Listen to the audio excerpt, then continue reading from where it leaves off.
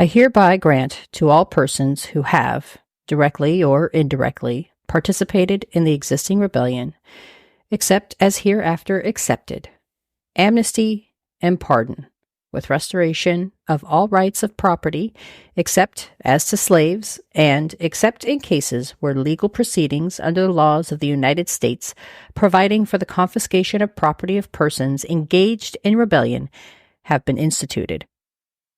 But upon the condition, nevertheless, that every such person shall take and subscribe the following oath or affirmation, and thenceforward keep and maintain said oath, inviolate, and which oath shall be registered for permanent preservation, and shall be tenor and effect following, to wit. Andrew Johnson, May 29th, 1865. Welcome to Civics and Coffee. My name is Alicia, and I am a self-professed history nerd. Each week, I'm going to chat about a topic on U.S. history and give you both the highlights and occasionally break down some of the complexities in history and share stories you may not remember learning in high school, all in the time it takes to enjoy a cup of coffee.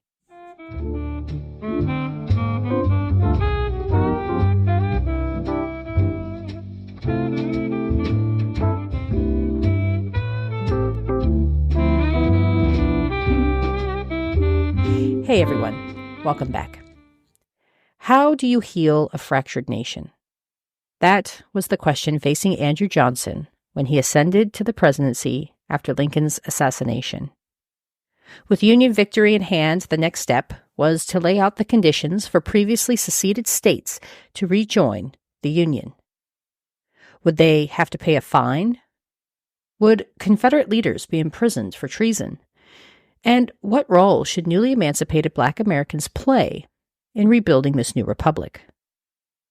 With Congress in recess, President Andrew Johnson acted alone in deciding the initial terms and conditions of reunification. There was some hope early on that Johnson, who had previously indicated he thought secession to be an act of treason, would lay down a forceful but fair Reconstruction process. However, by the time Congress returned in December of 1865, those hopes were long gone. So this week, I am diving into presidential Reconstruction. What was it? How did it favor the South? And why did it prompt a backlash from Congress? Grab your cup of coffee, peeps. Let's do this. Historians tend to agree that while Abraham Lincoln was the right man for the moment in 1861, Andrew Johnson was the exact opposite in 1865. Johnson was uncompromising in his views and lacked the political acumen necessary to successfully navigate post-war tensions. As historian Elizabeth Varon observes, Johnson is, quote, viewed to have been a rigid dictatorial racist who was unable to compromise or to accept a political reality at odds with his own ideas, end quote. Putting it simply, Johnson just lacked the skill set necessary to properly navigate the complexities of Reconstruction. But in the first few weeks of his administration, Johnson's true intentions and ideas were unknown. Johnson had previously stated he would be the Moses for the newly freed Black Americans and indicated early support for Black suffrage. Both Black and white Americans wrote to the new president, asking for his help and stewardship in safeguarding the rights and privileges of the newly emancipated men, women, and children. Those who had remained loyal to the Union asked the president to make efforts to establish a new South that would protect everyone's interests.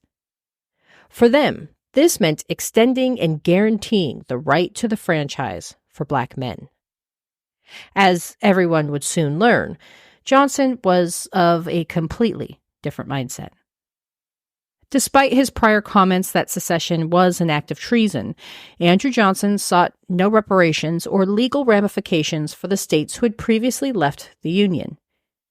In his initial proclamation announcing his plans for Reconstruction in May of 1865, a portion of which I read at the start of the episode, Johnson granted amnesty to a significant majority of former Confederate actors, as long as they were willing to take an oath of loyalty to the United States. While the proclamation excluded individuals such as Confederate Army officials who held the rank of colonel or anyone who resigned their commission in the U.S. Army to evade duty, he did include an option of granting individual pardons. All told, Johnson issued over 13,000 pardons, including, shockingly, to the former Confederate president himself, Jefferson Davis. According to historian and Johnson biographer Annette Gordon Reed, Johnson approached the Reconstruction process as more of a, quote, restoration rather than reconstruction, end quote. Johnson sought to restore the Union as quickly as possible. He, quote, was determined to achieve his goal of the speedy reincorporation of the Southern states all by himself, end quote. In spite of everything he said about treason, Johnson was a firm believer in states' rights. In explaining his thought process to General John A. Logan in May of 1865, Johnson said, quote, "There is no such thing as Reconstruction. These states have not gone out of the Union. Therefore, Reconstruction is unnecessary," end quote. Like many of his contemporaries, Johnson held incredibly racist views and did not think Black Americans should play any role in Reconstruction. He remained focused on putting things back just as they were, with the exception of slavery. As Reed argues, it was Johnson's racial views that drove his inaction when it came to extending the franchise to Black Americans. Johnson's Reconstruction plan included leveraging his constitutional authority by selecting provisional governors in the former Confederate states who were charged with calling state constitutional conventions. During these conventions, leaders were expected to acknowledge the 13th Amendment's abolition of slavery and include a provision denouncing secession. Once complete, the states could send representatives to Washington to be readmitted to the Union. There were no requirements to establish voting rights for Black Americans. No parameters prohibiting former Confederate leaders from serving in legislative positions. In an article evaluating Johnson's decisions surrounding provisional governors, Ryan Swanson argues that Johnson adopted a laissez-faire approach once the governors were in place, simply hoping they would do the quote-unquote right thing and build a suitable government. However, Annette Gordon Reed argues that Johnson hid behind his support of states' rights to avoid the issue of extending the franchise.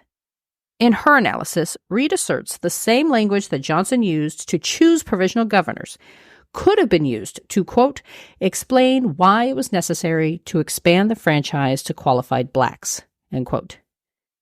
Johnson avoided political risk when selecting his provisional governors, choosing men who he knew would hold the line on the question of Black political and social rights. Reed highlights that Johnson's choices confirmed his dedication to ensuring the South remained a, quote, white man's government, end quote. To accomplish this, Johnson knew he had to move quickly. In a sign that the president was eager to push through his plans for Reconstruction before Congress could interfere, Johnson selected 7 provisional governors in his first 41 days in office. In making his selections, Johnson chose individuals who had both demonstrated a commitment to the Union and done so at some personal cost, but who also shared his racial beliefs. Initially, many chose to reserve judgment about the appointments, believing Johnson was acting in the best interest of the country. There was some concern, however, over the speed at which Johnson was choosing said governors. Some newspapers even charged that Johnson appeared to be too eager to readmit states formerly in rebellion, a sentiment that at least a few contemporary politicians shared. Despite these reservations, most remained in support of the president, believing he would champion a strong Reconstruction plan.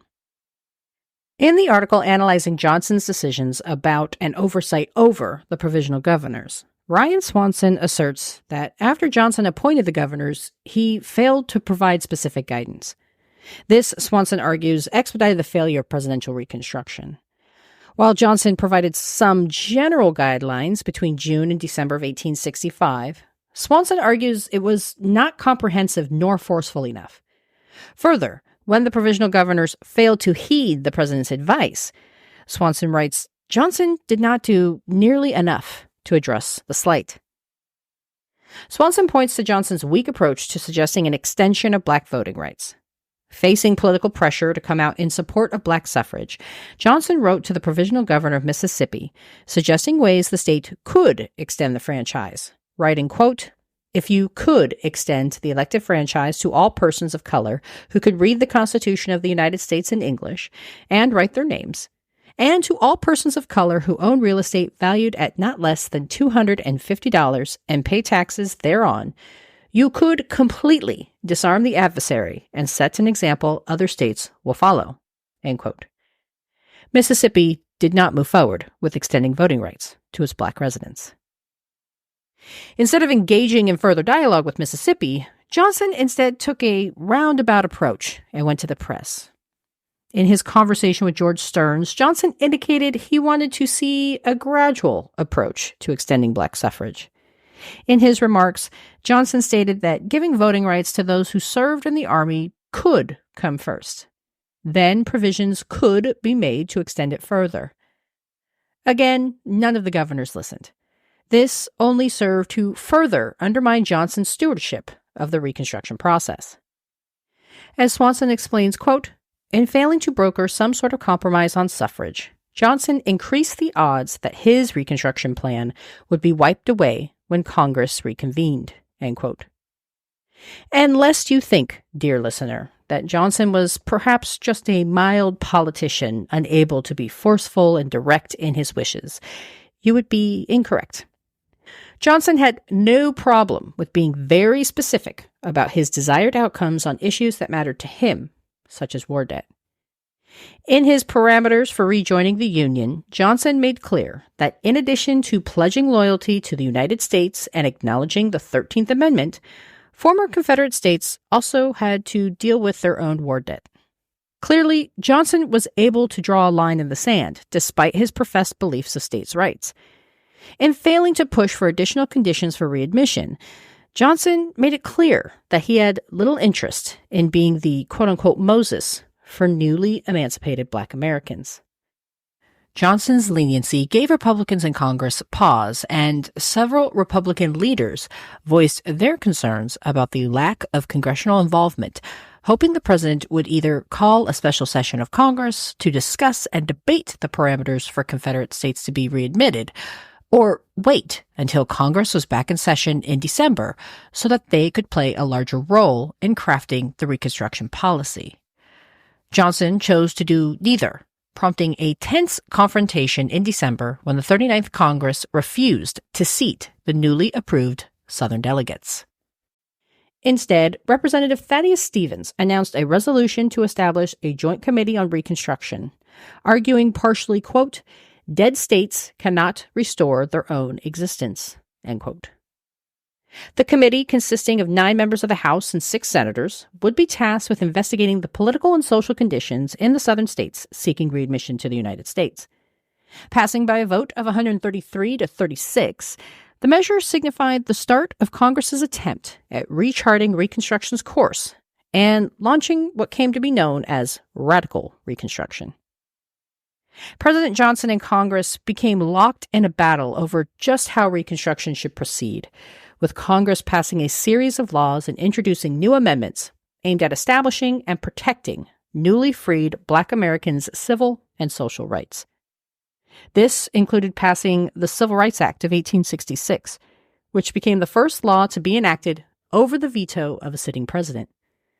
Tensions continued to escalate between the president and Congress, eventually leading to Johnson's impeachment in 1868.